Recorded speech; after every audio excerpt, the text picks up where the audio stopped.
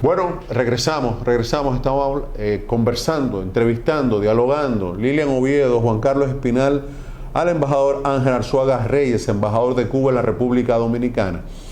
Y dejamos el último pedacito, Lilian, con el tema de la captura de Fidel luego del Moncada en la ladera, ¿no? de ese campito, específicamente en un lugar abandonado donde habían medianos productores en el área. Campesinos, guajiros. Entonces, ¿qué ocurre? El soldado o los soldados y el oficial que llega allí tiene contacto con Fidel, lo captura, cae arrestado. Entonces, ahí es que entra el embajador. Ajá. Ese teniente del ejército de Batista conduce a Fidel hacia Santiago de Cuba. Y por el camino, uno de los generales asesinos para la patrulla y conmina al teniente que le entregue a los prisioneros. Y él plantea con firmeza que respetaba su jurado, pero que esos eran sus prisioneros y que no iban a entregar a los prisioneros ni a Fidel. Fue firme el teniente y decía, cuando iba conduciendo el camión, el bajito decía: las ideas no se matan, las ideas no se matan, las ideas no se matan. Porque lo había identificado ya. Ese teniente se llamaba Sarria, que después, al triunfo de la revolución, se incorporó a la revolución era joven, igual que Fidel. Y sigo el hilo de la pregunta de qué decirle a los jóvenes. Si ¿no? De Fidel, futuro. De Fidel y el futuro de los jóvenes, etcétera. Por eso estoy explicando desde la niñez, del niño, del adolescente, del joven, del profesional, que no tenía ninguna necesidad desde el punto de vista material de convertirse en un revolucionario. Y tomar las armas en la mano, porque no había otra opción para enfrentar la dictadura de Batista y acabar con todo aquel régimen de oprobio que le costó a nuestro pueblo más de 20.000 muertos. Pero ese joven teniente Sarria del ejército rebelde de Batista, de la dictadura batistiana, fíjense usted cómo él intuye a Fidel, y como planteando: las ideas no se matan, las ideas no se matan, las ideas no se matan. Es la fuerza de la autenticidad. Y no lo entregó como querían ellos, y no lo llevó al cuartel Moncada. Si lo hubieran llevado al cuartel lo Moncada, fusilan. A él y a su grupo lo hubieran fusilado. Claro, lógico. Era la orden. Lo entregó a la justicia. Claro, donde lo protege, donde le permite la defensa pública, que ya luego, con esa defensa pública, entonces ya no tenemos a un hombre, un guerrillero, sino tenemos a una figura pública. Entonces, ahí. Entonces, ¿qué ocurre? Que Fidel lanza aquella estrategia política, conjuntamente con el movimiento 26 de julio, que es el tema que la historia... Esa es la defensa histórica. Entonces ya ahí ya empieza ya la figura, ya empieza a lucir en poco nivel lo que sería. Entonces, ¿qué pasa en ese periodo, ahí, en ese proceso? Le celebran el juicio en el tribunal de audiencia. Sí. Y Fidel pide hacer su propia autodefensa. Claro. Recuerden que él se graduó de abogado. De abogado en la escuela en la universidad, en la escuela de Derecho, hoy Facultad de Derecho de la Universidad de La Habana, y él asume su propia defensa. En el cuartico del tribunal de audiencia hay un retrato detrás de Martí. Y desde ese lugar, con el dolor de haber perdido a sus compañeros asesinados,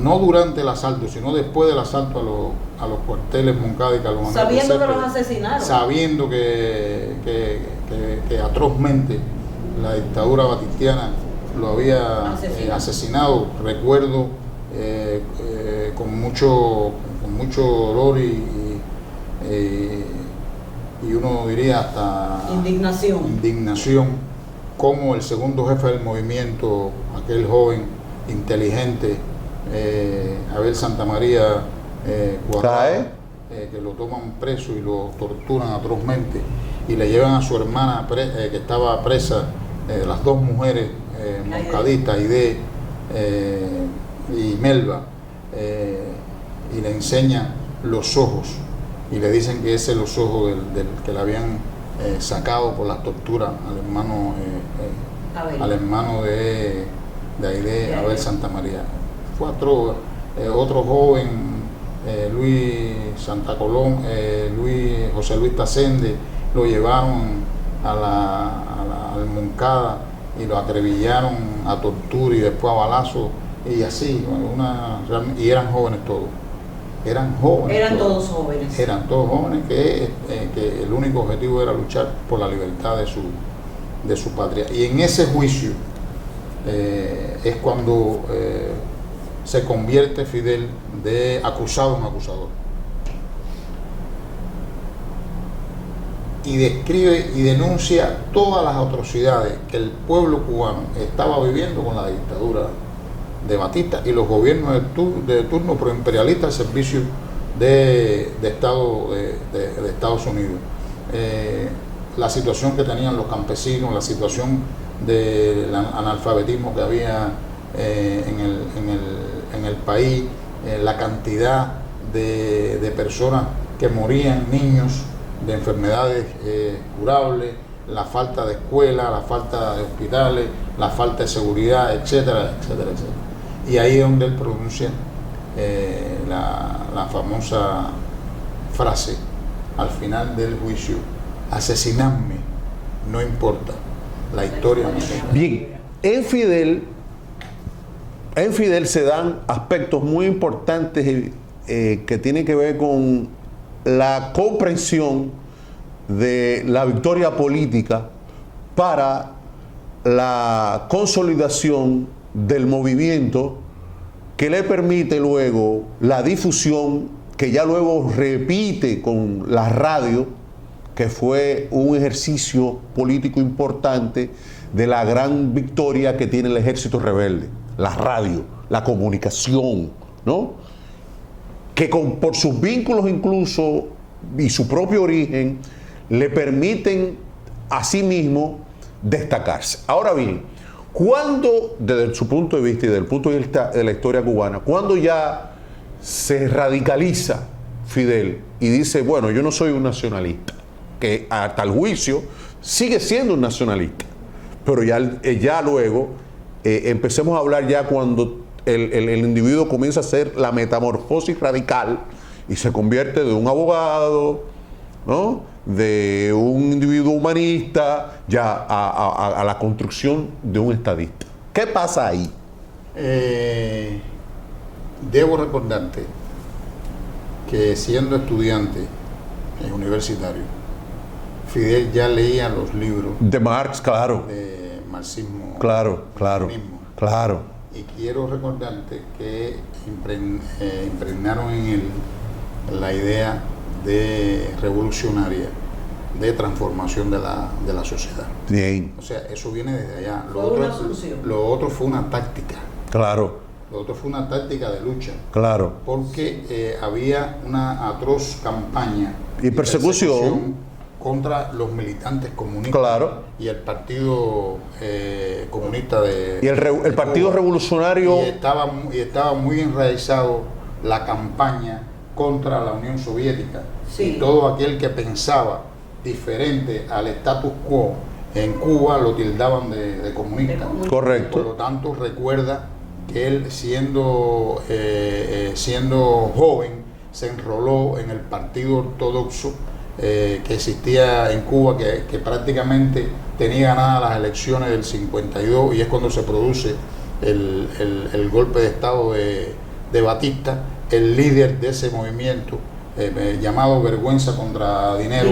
Delante de la radio, denuncia la corrupción de aquel gobierno corrupto de turno, y se da un tiro en el estudio de la radio. Ajá. creo que se llama el Gran Aldabonazo. Chivas. Eduardo Chivas. Y ya Fidel venía con esa idea. Ya cuando Fidel va al Moncada, al ataque contra el Moncada, ya sabía bien lo que él quería. Porque era tomar las armas, irse a la montaña y luchar por una revolución democrática. Porque la proclama soy marxista y lo seré hasta el último día de mi vida. Es una confesión. Es una confesión, pero en sus ideas. Pero es una confesión de lo que ya existe. Ya venía formándose ya sus ideas socialistas, marxistas, leninistas desde la universidad. Yo quería decir algo. Y después del Moncada, recuerda que estuvo preso. Claro. Con un grupo de y ahí adquiere conciencia social. Y ahí, durante la prisión, convirtió la prisión en una escuela política. Correcto. De formación, también donde se leían los libros de Martí, donde se leían los libros marxistas, leninistas, donde se intercambiaba sobre la revolución. Y cuando se da en el año 55, cuando se da la amnistía por la presión popular de los presos de la situación políticos que había en los presos políticos y en la sociedad, que salen liberados por la presión popular, ellos deciden continuar la lucha fuera del país. Pero yo creo que él se convence en México. Y él en México, entonces... Yo creo que él finalmente, perdón. Sí. Es para tratar de... Sí, correcto, yo creo que él se convence en México. Cuando él, sentado al lado de ya en los preparativos, ahí avancemos. Yo creo que es ahí que él abre los ojos. Yo te diría que los ojos los tenía abiertos hace rato. Sí, pero porque fíjese, para la preparación del ataque al Moncada, claro. Sí. Él secretamente reunió células alrededor de 1000 jóvenes. Y esos jóvenes, cuando usted ve la vanguardia de esos jóvenes, compartían sus ideas. Sí. Y ya hablaban de esas ideas. O sea, ya cuando ellos fueron al Moncada, estoy hablando de la vanguardia, sobre todo la vanguardia. Raúl, el que hoy es claro. Yo coincido con el embajador. Ya desde la universidad pertenecía a la Juventud Socialista. Claro. Ya Raúl había ido a un festival mundial de la juventud y de los estudiantes en Europa. O sea, ¿de dónde salieron las ideas de Raúl que compartía con Fidel desde niño? Sino el intercambio de dos hermanos entrañables, no solamente de sangre, sino también hermanos también de ideas y hermanos. ¿Pero qué pasa en México? Hermanos de lucha. En México entonces se prepara la expedición del yate Granma para volver de nuevo y continuar la lucha. Pero hay un vínculo que se profundiza con los dominicanos. Ahí en México pasan varias cosas. Primero, el encuentro de Fidel con el Che. Correcto. Cuando aquella famosa carta de Fidel, el Che, después de despedida, recuerdo aquella hora de muchas cosas, de cuando te conocí en casa de María Antonia, de cuando me propusiste venir. Hay una famosa foto, ellos durmiendo juntos, de toda la tensión, en la misma habitación. Un día pasaron preguntando a quién debían avisar en caso de muerte y la posibilidad real del hecho nos golpeó a todos. Después supimos que era cierto, que en una revolución se triunfa, se muere, si es verdadera. Graba eso, si es verdadera. Y es la revolución cubana. Se prepararon allá. ¿Por dónde penetran? Allá estuvieron presos. Ajá, sí. Allá estuvieron presos también. Después fueron perseguidos y tuvieron que salir de manera subrepticia rápida porque habían sido denunciados y estaban perseguidos. Sí. Recuerden que en todos esos lugares también la inteligencia del imperialismo estaba en las dictaduras, ¿cómo se llama? Funcionaban. Claro. Y sobre todo de ello Bosch escribió Póker de Espanto en el Caribe, que refleja todo ese tipo de engranaje de la inteligencia imperial en ese momento norteamericana. Y aquel entonces 25 de noviembre de 1956, en el yate Granma, un yate de recreo que cabía unas 30 personas, viajaron a Cuba 82 expedicionarios. Los dominicanos deben saber que esa nave fue piloteada, fue llevada a cabo por un gran dominicano que combatió luego aquí a los Yankees y que no ha recibido Pichirilo pues de parte del establecimiento local la dimensión real de Pichirilo. Bueno, Pichirilo fue uno de los timoneles del barco Granma. Sí. Ellos se habían conocido. Fidel nunca lo olvidó. Porque hay una anécdota que le hace a Ramonet que el Granma tiene problemas mecánicos y quien arregla parte del problema mecánico es Pichirilo, por la experiencia que tenía previa. Salen en una noche tormentosa. Correcto. 82 jóvenes expedicionarios. Había un acuerdo y una coordinación entre los jóvenes combatientes de la clandestinidad en Santiago de Cuba y los expedicionarios, Que al llegar, de llegar a las costas cubanas el día 30 de noviembre. pero había un problema de fango. Entonces, el día 30 de noviembre, para cubrir el desembarco del Granma, se produce el alzamiento de los jóvenes revolucionarios en Santiago de Cuba. Se produce ese levantamiento y el barco no llega. Primero, por la travesía, la dificultad marítima. La travesía. Segundo, porque en la travesía se cae un hombre al agua. Sí. Un expedicionario al agua. Sí. Y Fidel mandó a detener el barco. Para no perder Y dijo, hasta que no encontremos ese hombre, no llega. no continuamos. Y sabíamos, ¿no?, que se estaba jugando la revolución. Claro. Por la coordinación que se había hecho. Sin embargo, y eso lo aprendimos nosotros de Fidel, y los jóvenes deben saber eso. O sea, la vida de un hombre en cualquier condición es importante. De ahí sale la anécdota aquella que cuánto le pregunta a Raúl cuántos fusiles tenemos. Posteriormente. Después de varias horas, encuentran a ese expedicionario y lo encuentran vivo. Y eso fortalece la moral de la tropa, porque sabe que ese hombre, que es el líder de ese, lo va a proteger a movimiento, los va a proteger, independientemente de la realidad que se estaba presentando. De la batalla y del combate. Eso fortaleció a la tropa. Llegaron el 2 de diciembre del año 56, se conoce por las costas de las Coloradas, en el sur de la entonces provincia de Oriente, hoy provincia Granma, exhausto, prácticamente sin combustible el barco. Fidel le dijo a los timoneles, impúlsense y hasta que lleguemos a donde nos dé la velocidad del barco. Encallaron en esa zona, exhaustos, atravesaron los manglares, etc. Y ahí donde se produce el día 5 de diciembre del 56, son detectados por la aviación de la dictadura batistiana y son bombardeados, y prácticamente un lugar muy con arbustos muy pequeños, prácticamente tuvieron que enterrarse en la hierba.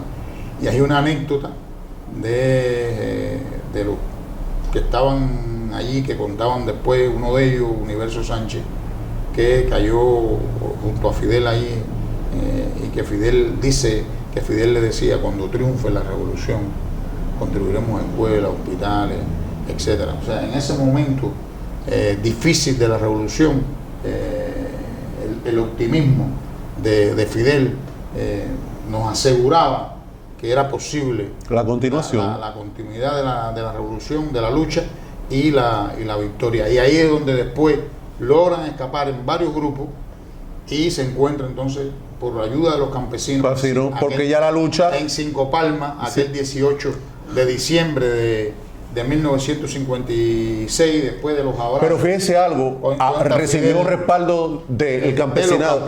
Entonces es un factor importante, muy importante que determina entonces ya el suministro del alimento, el suministro de estrategia, el suministro de... Sí, hay algo importante y usted tiene toda la razón, de que con el apoyo entonces, de los campesinos que sufrían, y ahí entra también la preparación la y la represión de la dictadura, cómo revierte a favor, ayudaron y apoyaron al ejército rebelde, y sobre todo en esos primeros momentos que era clave. Y ahí en ese encuentro, bueno, la histórica frase de que Fidel le pregunta a Raúl, ¿no? Claro. ¿Cuántos fusiles tiene? Y Raúl le dice 5, y Fidel dice 2, como el mío, son 7.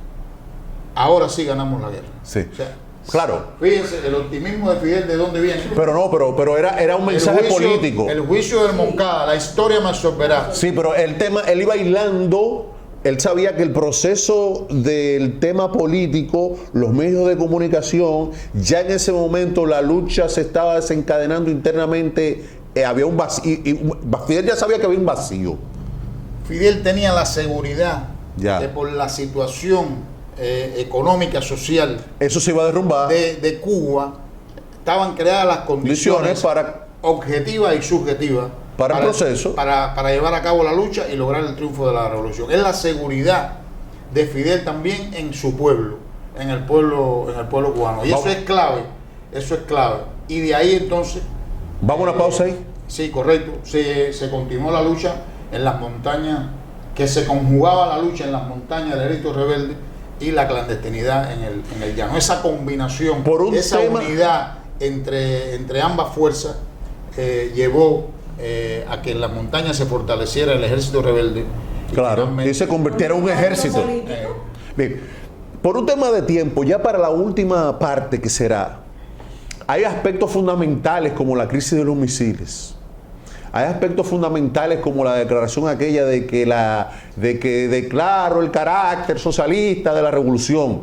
Hay un tema del bombardeo del avión de Cubana de Aviación, del saboteo y todo eso. Y hay una figura muy importante en la historia que define a Fidel, y también el respeto que se ganó ya Fidel cuando Fidel visita a Nixon, que está en ropa ya de chamaco, luego ya es presidente de Cuba. Entonces, eso hay que verlo en ese contexto, y ese es el contexto geopolítico que nosotros, ya con los minutos que nos quedan en la parte final, lo podamos abordar. Y también hay otra parte decisoria de su historia, que lo inmortaliza, que dice, no importa si cayese mañana Europa del Este y Rusia, nosotros la revolución continuará, que es ya lo que independiza realmente y le da legitimidad ante el mundo, que ya se convierte en lo que es lo que él había venido construyendo. No, y la fuerza del liderazgo de Fidel. Pausa, regresamos, estamos hablando con Ángel Arzuaga Reyes, embajador de Cuba en la República Dominicana, con Lilian Oviedo, la periodista Lilian Oviedo,